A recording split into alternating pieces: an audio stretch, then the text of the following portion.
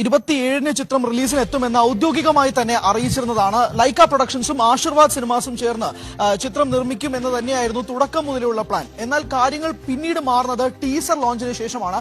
Teaser ലോഞ്ചിന് ശേഷം വന്ന അജിത് ചിത്രം വിടാമുയർച്ചി തിയേറ്ററിൽ വൻ പരാജയമായി മാറുന്ന സാഹചര്യത്തിൽ ലൈക്ക പ്രൊഡക്ഷൻസിനുണ്ടായ സാമ്പത്തിക ബാധ്യതയാണോ ഇതിന് കാരണം എന്നത് സംബന്ധിച്ച് കൃത്യമായ ധാരണ ലഭിക്കേണ്ടതുണ്ട്.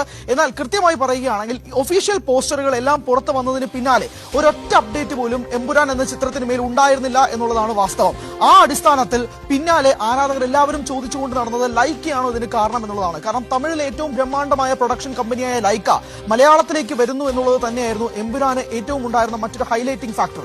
ആ സാഹചര്യത്തിൽ നിന്ന് മാറുകയാണ് എന്നുള്ളതാണ്. പകരം ഏറ്റെടുക്കാൻ എത്തുന്നത് ശ്രീ ഗോകുലം മൂവീസിന്റെ ബാനറിൽ ഗോകുലം ഗോപാലനാണ് എന്നുള്ളതാണ്. നമുക്കറിയാം, മലയാള സിനിമയിൽ തന്നെ ഏറ്റവും പ്രധാനപ്പെട്ട സിനിമകൾ, ബിഗ് ബഡ്ജറ്റ് സിനിമകളൊക്കെ തന്നെ പ്രൊഡ്യൂസിംഗ് ചെയ്തുകൊണ്ടിരുന്നത് ശ്രീ ഗോകുലം മൂവീസ് ആണ്. ആ ഗോകുലം മൂവീസുമായിട്ടാണ് ആശീർവാദ് സിനിമാസ് ഇത്തവണ കൈകോർക്കുന്നത് എമ്പുരാനിലൂടെ. ലൈക്കയുടെ പിന്മാറ്റം സിനിമാ മേഖലയിൽ തന്നെ ഒരു വലിയ തരംഗമാകും എന്നുള്ള കാര്യത്തിൽ നിസ്സംശയം പറയാൻ സാധിക്കും. കാരണം അത്രമേൽ ലൈക്ക മലയാളത്തിലേക്ക് വരുന്നു എന്ന് കൊട്ടിഘോഷിച്ച് നടന്നിരുന്നതാണ്.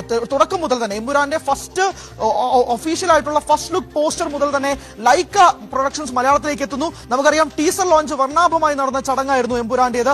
ആ സമയത്ത് പോലും ലൈക്ക പ്രൊഡക്ഷൻസിന്റെ പ്രധാനപ്പെട്ട ആളുകളൊക്കെ തന്നെ ആ ചടങ്ങിൽ എത്തിയിരുന്നതാണ് എന്നുള്ളതാണ്. ഔദ്യോഗിക പ്രഖ്യാപനം ഇന്ന് വൈകുന്നേരത്തോടു കൂടി തന്നെ ശ്രീ ഗോകുലം മൂവീസിന്റെ ഒഫീഷ്യൽ പേജിൽ തന്നെ ഉണ്ടാകും എന്നുള്ളതാണ് നമുക്ക് മനസ്സിലാക്കുന്നത്. ഇന്ന് വൈകുന്നേരത്തോടു കൂടി തന്നെ അത് മാറും. ലൈക്ക 100% പിന്മാറിയിരിക്കുകയാണ്. കഴിഞ്ഞ കുറച്ച് ദിവസങ്ങളായി തന്നെ ഇതുമായി ബന്ധപ്പെട്ടുള്ള അപ്ഡേറ്റുകളും കാര്യങ്ങളുമായി നമ്മൾ രംഗത്തെത്തിയിരുന്നതാണ്. അപ്പോഴൊക്കെ തന്നെ ഒരു സൂചനകൾ മാത്രമായിരുന്നു ലൈക്ക പിന്മാറി എന്നുള്ളത് സംബന്ധിച്ച്. പക്ഷെ കൃത്യമായ ധാരണയിലേക്ക് കാര്യങ്ങൾ എത്തുകയാണ്.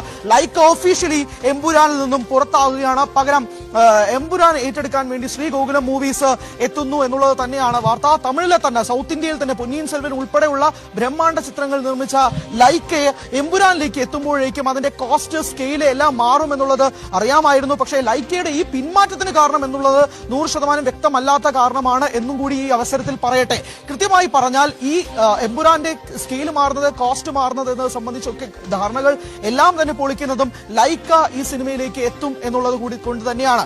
കഴിഞ്ഞ കുറച്ച് നാളുകളായി ലൈക്ക നിർമ്മിച്ചിരുന്ന സിനിമകൾ, വേട്ടയൻ, രജനീകാന്ത് ചിത്രം വേട്ടയൻ തിയേറ്ററിൽ മികച്ച വിജയം കാഴ്ചവെച്ചില്ല.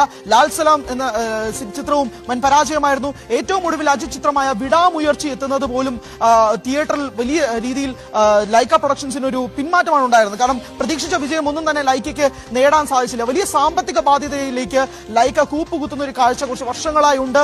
അതിൽ നിന്നും നേടിയെടുക്കാനുള്ള ചില ബ്രഹ്മാണ്ഡ ചിത്രങ്ങൾ ലൈക്കയുടെ നിർമ്മാണങ്ങൾ എത്തുമ്പോൾ പോലും അതൊന്നും തന്നെ ലൈക്കയ്ക്ക് ഫേവറബിൾ ആയി മാറുന്നില്ല.